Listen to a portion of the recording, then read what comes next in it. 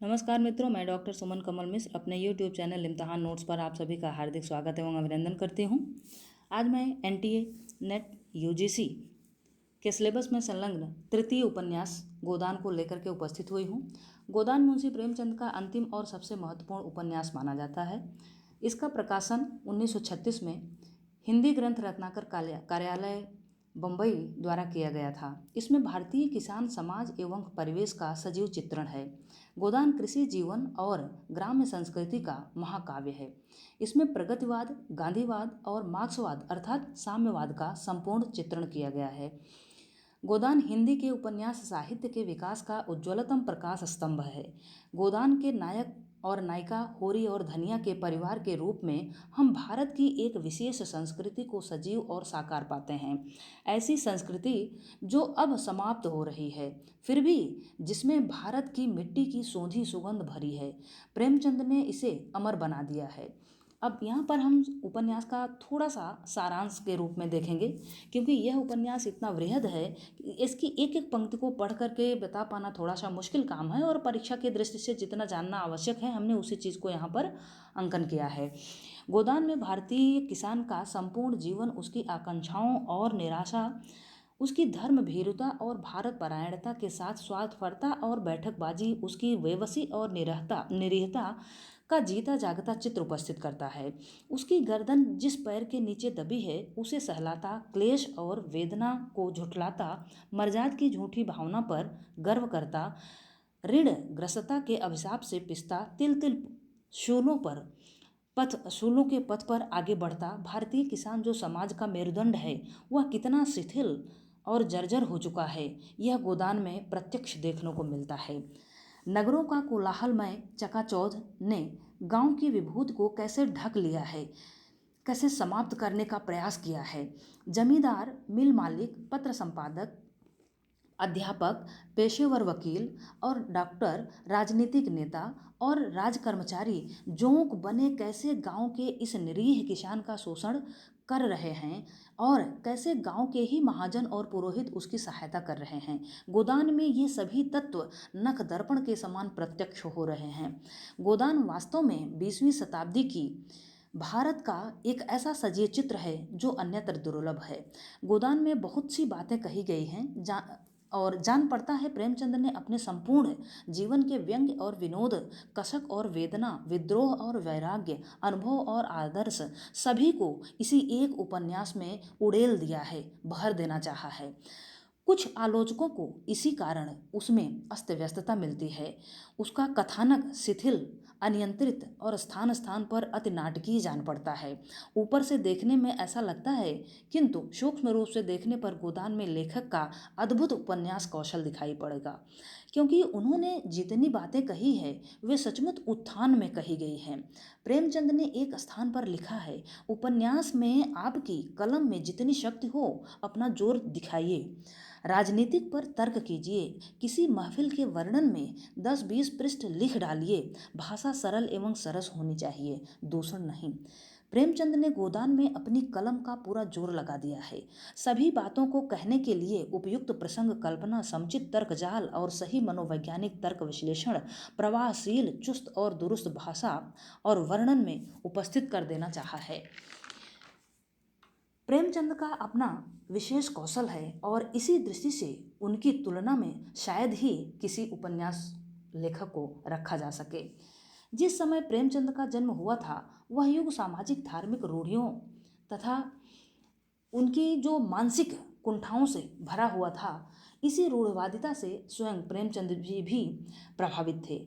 जब अपने कथा साहित्य का सफ़र शुरू किया, अनेकों प्रकार के रूढ़िवादी ग्रस्त समाज को यथाशक्ति कला के शस्त्र द्वारा मुक्त कराने का संकल्प किया। अपनी कहानी के बालक के माध्यम से यह घोषणा करते हुए कहा कि मैं निरर्थक रूढ़ियों और व्यर्थ के बंधनों का दास नहीं हूँ। यहाँ पर होरी का जो बेटा है गोबर, वो इसी एक पंक्ति को जो मैंने अभी आपके सामने पढ़ा इसी का प्रतिनिधित्व करता है। वो प्रगतिशील विचारों का पोषक है, न कि रूढ़िवादी विचारों का पोषक है। प्रेमचंद और शोषण का बहुत पुराना रिश्ता माना जा सकता है, क्योंकि स्वयं बचपन से ही शोषण के शिकार रहे। प्रेमचंद इससे अच्छी तरह से वाकिफ हो गए थे कि समाज में सदैव वर्गवाद रहा है। समाज में रहने वाले हर व्यक्ति को किसी न किसी वर्ग से जुड़ना ही होगा। प्रेमचंद ने वर्गवाद के खिलाफ लिखने के लिए सरकारी पद से त्यागपत्र दे दिया था। वह इससे संबंधित बातों को उन्मुक्त होकर लिखना चाहते थे। उनके मुताबिक वर्तमान युग न तो धर्म का युग है और न ही मोक्ष का। अर्थ ही इसका प्राण बनता जा रहा है। आवश्यकता के अनुसार अर्थोपार्जन सबके लिए अनिवार्य होता जा रहा है।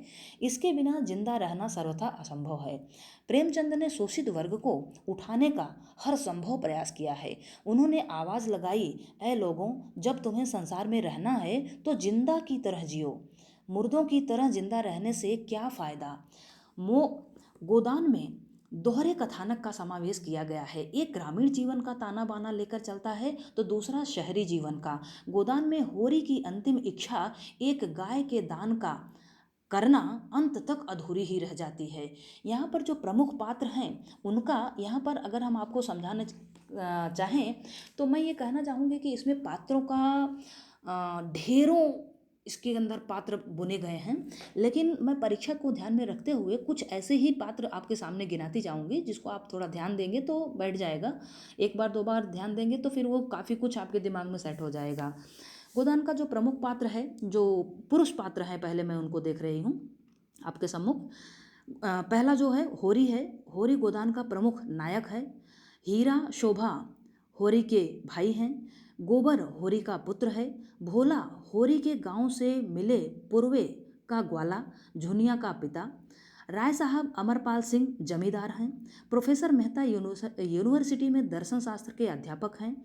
मिस्टर खन्ना बैंक के मैनेजर एवं शक्कर मिल के मैनेजिंग डायरेक्टर हैं। श्याम बिहारी तरवा वकील एवं बीमा कंपनी के एजेंट हैं। मिर्जा खुर्शेद लखनऊ में जूते की दुकान दिल्लीबाज व्यक्ति हैं। दिल्लगीबाज व्यक्ति हैं। पंडित ओंकारनाथ बिजली पत्र के संपादक पंडित दाता दीन वेतारी गांव के प्रमुख व्यक्ति हैं। माता दीन के पिता हैं। झिमुरी सिंह गांव के ठाकुर महाजन हैं।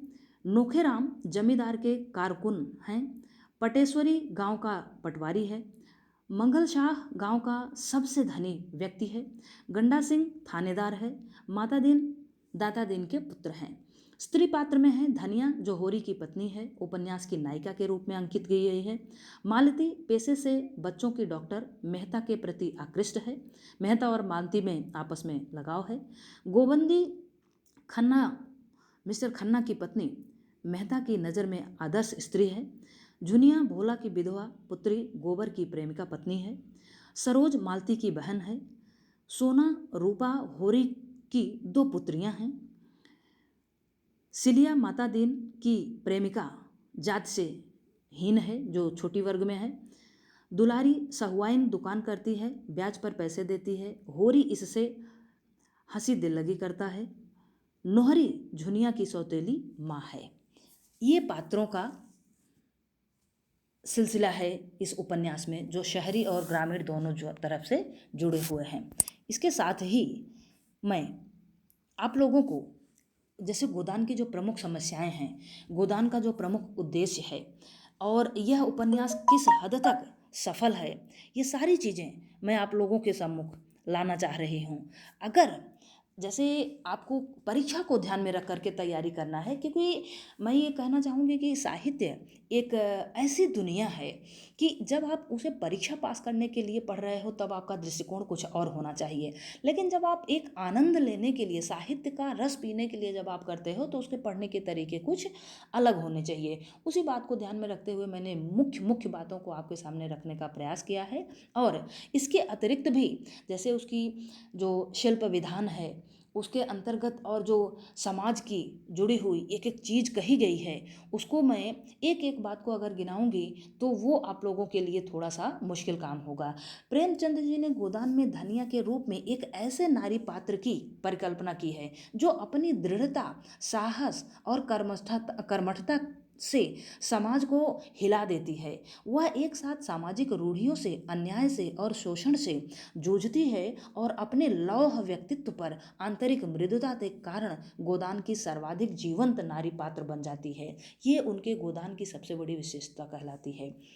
और इन्हीं शब्दों के साथ मैं अपनी वाणी को विराम देना चाहूँगी। धन्यवाद।